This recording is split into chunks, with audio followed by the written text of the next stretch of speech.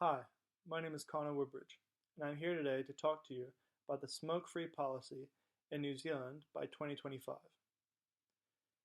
This policy was put into place and adopted by the New Zealand Ministry of Health in March 2011.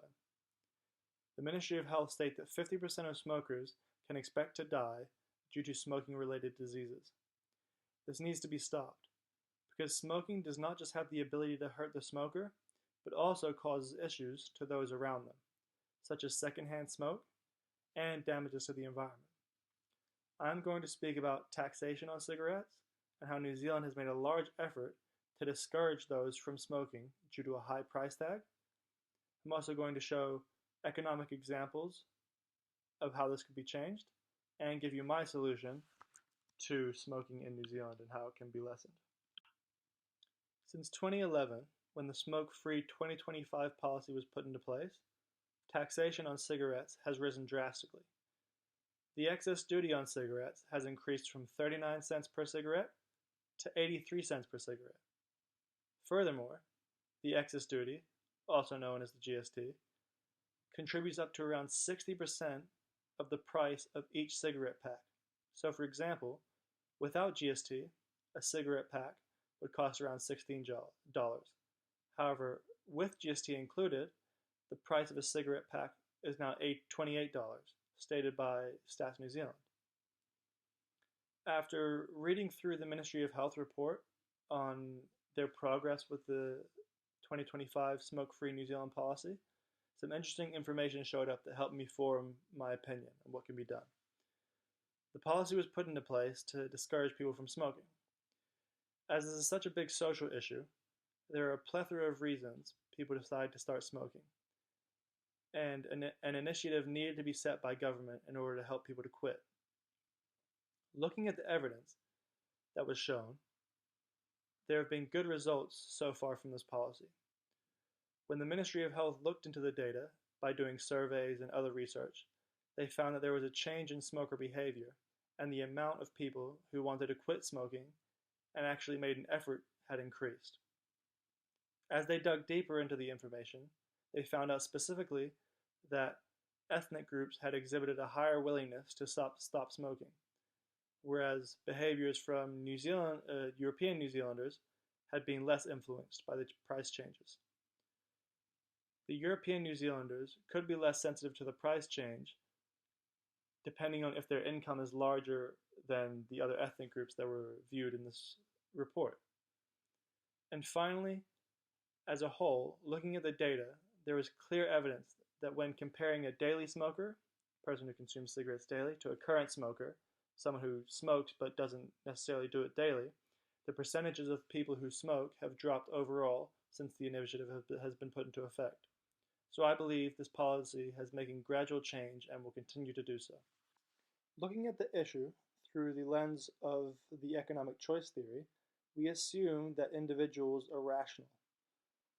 As a rational person would understand, the more a product costs, the less willing that same person would be to purchase the product. With this being said, we look at an example of a budget line and show indifference curves to illustrate the preference of the cigarette user.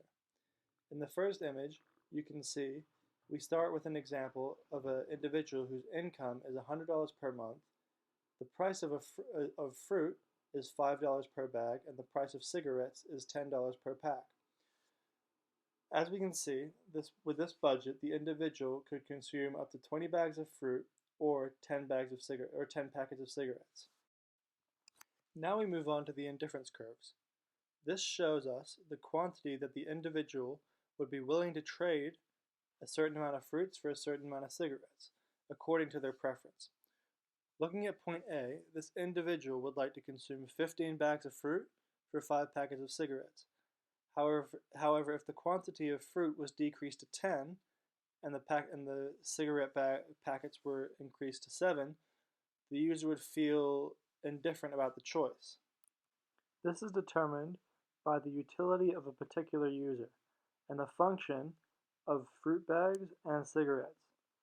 So an example of this function could be that U equals F, the function, of 3 fruit bags to 1 cigarette packet. Finally, we look at a supply and demand graph to show exactly why rational people would be less likely to continue smoking with tax applied.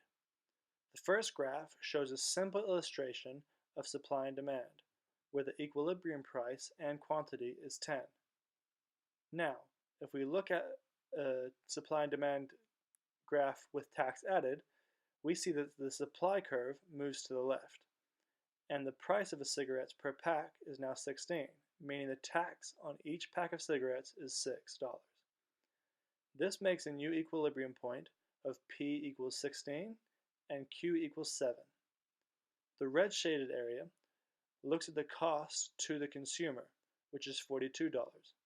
The green shaded area shows the cost to producers, which is $21, and the orange shaded area shows the deadweight loss, which is 13.5. Lastly, the total tax revenue is equal to the cost to producers and the cost to consumers, which is $63. Demand becomes less because the price rises. So with less demand and a higher price, this means that rational people would decide to stop smoking if there were taxes put on the cigarettes. Although this issue of smoking in New Zealand has decreased since the smoke-free initiative has been put into place, there is more that can be done. Economics, especially when looking at taxation, have been used to combat this social issue. However, it is not the full solution.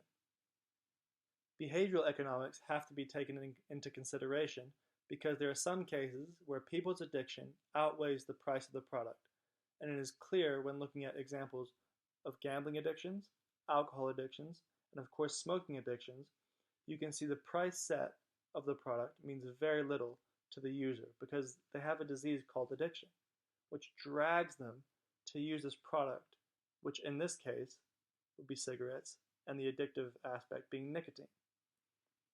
Coming from a household where family members suffer from the disease of addiction, it has become very clear that there needs to be medical action taken to help those who suffer from the addiction issue to be treated. From a behavioral economic aspect, we could use framing to combat the issue.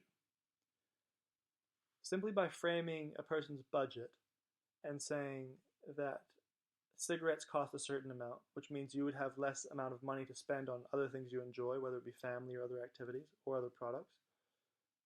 Reframe that to say that continuing to smoke might offer stress relief, but in the next 5 years, there's a high chance you can begin to suffer from a life-threatening disease. Another basic concept that could be used is simply by looking at preferences for people's consumption. They might prefer cigarettes over a certain product, but again, if you reshape that preference and say, would people prefer to smoke a pack of cigarettes or over living a long and healthy life, I think they would choose a long and healthy life. And looking at it from a different angle can severely change the perspective of that user. With that being said, my solution would be for the Ministry of Health to continue their mission and increase taxes on cigarettes even more. Now, the excess tax would be used to create better pathways for people who are willing to stop smoking. These taxes would pay for classes to help people with addiction issues, and also pay for therapy sessions. This is because one of the hardest things for people to do is to stop smoking. A lot of people will start smoking and they will stop for a short period of time and then start back up again. We want to cut that out completely, and when they stop, they're done for good. In these classes, they can try and use aspects such as reframing of people's budgets and the thought process along with preferencing to put into perspective what can be changed for those who suffer from addiction. By giving the added support, these people will be willing to who are willing to quit will then have a higher success rate, which means the people who smoke will decrease, which continues the mission of making New Zealand smoke-free by 2025. Thank you.